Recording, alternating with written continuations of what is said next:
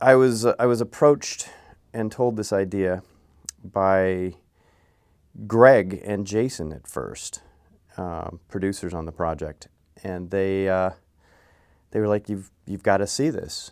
So as they started unraveling the story to me, I was like, "Fuck, I got to get involved with this."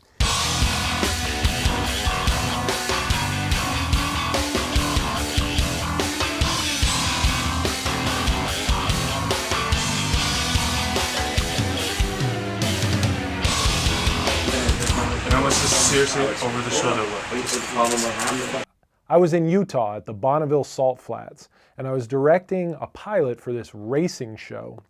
We were trying to break a world speed record. And I was out there, and the entire production was a little bit crazy. And one of the guys that worked on the show was this big, hulking, strong guy with this, megawatt smile, just the nicest guy you could ever meet. His name was Victor. When we were sitting at the airport, our plane got delayed, right? And I was just sitting there with some of the guys that have known me from the past, and like, "Oh, tell us some of your stories."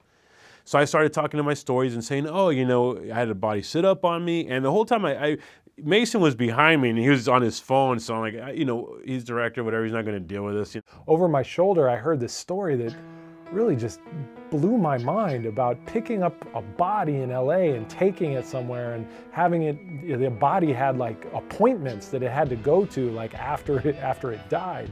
I'm telling my stories, and then when we landed in Burbank, I was walking away and he's like, "Hey, I heard some of your stories and I really want to do this. I really want to meet with you and maybe we can go somewhere with this."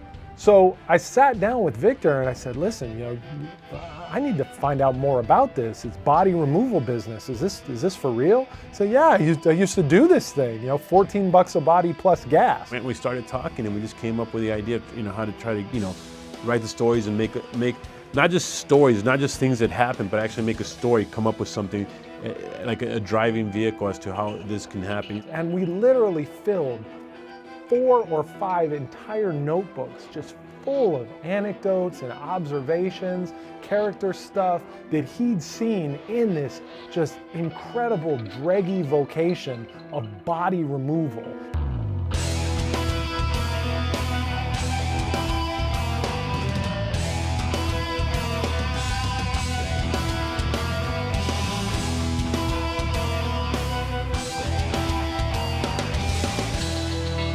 I became involved with DOA when Mason Gordon gave me a call and was telling me about some great ideas he had. And this DOA script, he had laid it on the table, and it was this thick, really well thought out world.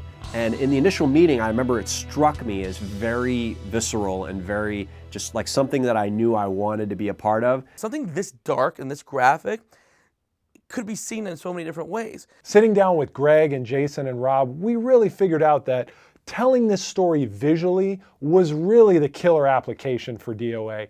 In Mason writing the story and then telling me this story, it just kept me going, I want to know more. I want to know more. There's no way this could be real. And for me to get involved in a project of any kind like that, I think that it's got to have that. It's got to have a jarring quality. It's got to have something that makes me as an artist on the art side of things, makes me want to paint something or want to do something and to let it be seen.